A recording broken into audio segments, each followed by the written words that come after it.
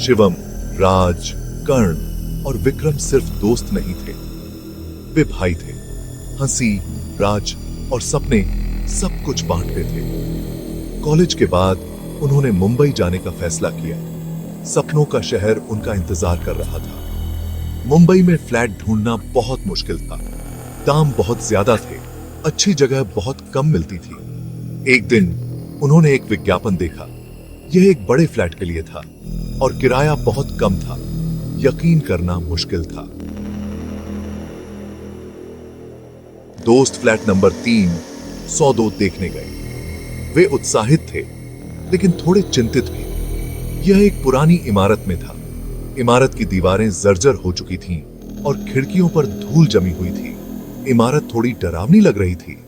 रात के समय यह और भी भयानक दिखती थी, जैसे किसी पुरानी हॉरर फिल्म का सेट। लेकिन फ्लैट एकदम बढ़िया था। अंदर का माहौल बिल्कुल अलग था, जैसे किसी ने इसे हाल ही में सजाया हो। इसमें 4 बेडरूम और एक बड़ा लिविंग रूम था। हर कमरे में आधुनिक फर्नीचर और सजावट थी, जो इसे और भी आकर्षक बनाती थी। उन्होंने इमारत की भयानक खामोशी को नजरअंदाज कर दिया।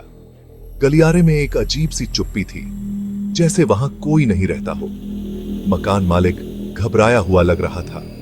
उसकी आंखों में एक अजीब सी बेचैनी थी, जैसे वह कुछ छुपा रहा हो। उसने उन्हें फ्लैट के इतिहास के बारे में बताया।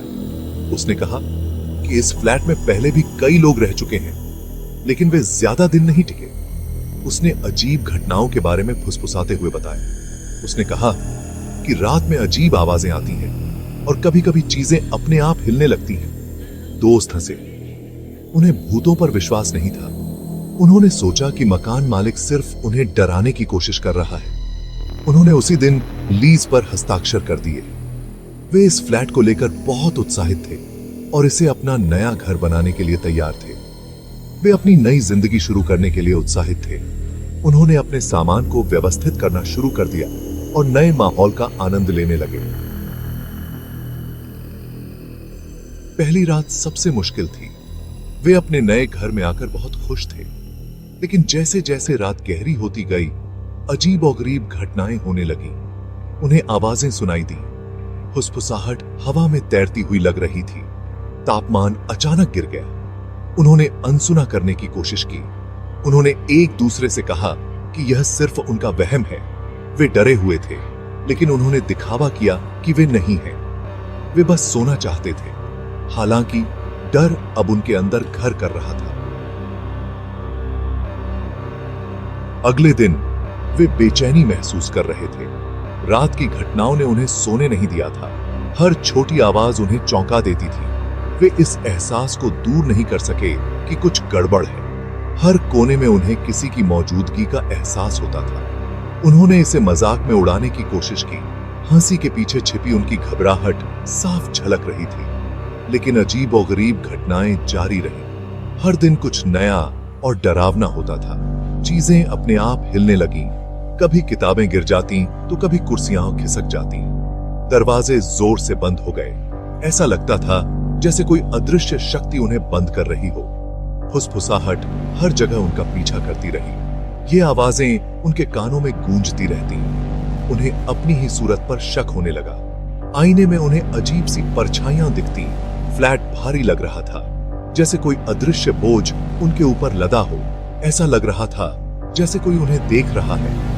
हर समय उन्हें किसी की निगाहें महसूस होती थी। वे इसे समझा नहीं सके। हर कोई अपने अपने तरीके से इस रहस्य को सुलझाने की कोशिश कर रहा था, लेकिन वे जानते थे कि वे अकेले नहीं हैं। उनके साथ कुछ और भी था जो उन्हें हर पल महसूस हो रहा था। भाग 5, सफेद साड़ी वाली औरत। यह कहानी एक छोटे से गांव की है, जहां एक पुरानी हवेली में अजीब घटनाएं होती थी। एक रात राज ने उसे देखा। वह अपने कमरे में अकेला था, जब अचानक उसे एक अजीब सी आवाज सुनाई दी।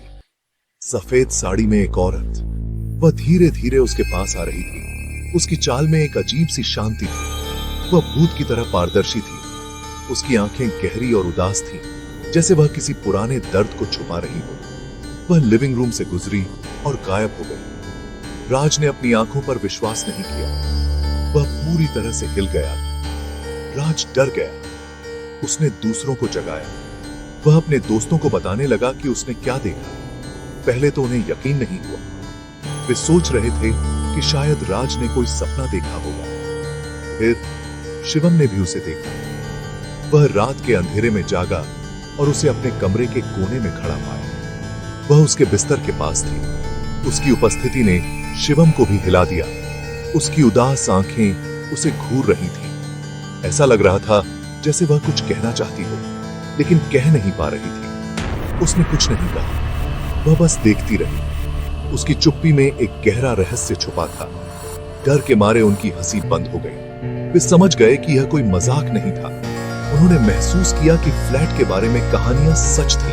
अब वे सब उस औरत के रहस्य को जानने के लिए बेचैन थे। हवेली के हर कोने में एक अजीब सी खामोशी थी, जैसे वह औरत हर जगह मौजूद हो। भाग 6। फंस गए। उन्होंने जाने का फैसला किया। उन्होंने अपने बैग पैक किए। फ्लैट बहुत खतरनाक था, लेकिन जब उन्होंने दरवाजा खोलने की कोशिश की तो वह हिला तक नहीं। वह बंद था। वे फंस गए थे। दहशत फैल गई। उन्होंने खिड़कियां तोड़ने की कोशिश की, लेकिन वे टूटी नहीं। फ्लैट जेल बन गया था। वे अपने ही डर के कैदी थे। सफेद साड़ी वाली औरत फिर से दिखाई दी। इस बार वह मुस्कुराई। यह एक खौफनाक मुस्कान थी।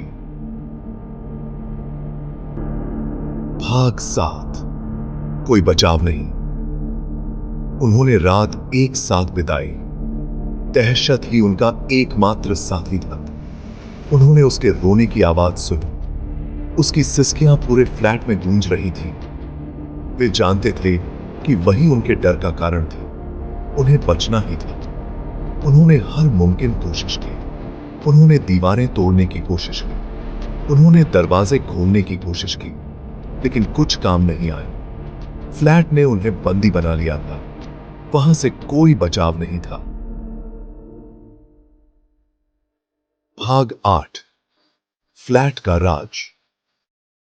जैसे जैसे दिन रात में बदलते गए, वे कमजोर होते गए। फ्लैट उनके डर पर पल रहा था। उन्हें फ्लैट का राज पता चला। उसे जीवित रहने के लिए आत्माओं की जरूरत थी। इसने उनकी जीवन शक्ति को निगलने के लिए उन्हें फंसाया था। वे बस ताजा शिकार थे। सफेद साड़ी वाली औरत पिछली शिकार थी। वह हमेशा के लिए वहां फंस गई थी। अब वे भी उसके साथ हो जाएंगे। ये सोचकर ही वे डर गए। भाग 9। हमेशा के लिए फंस गए।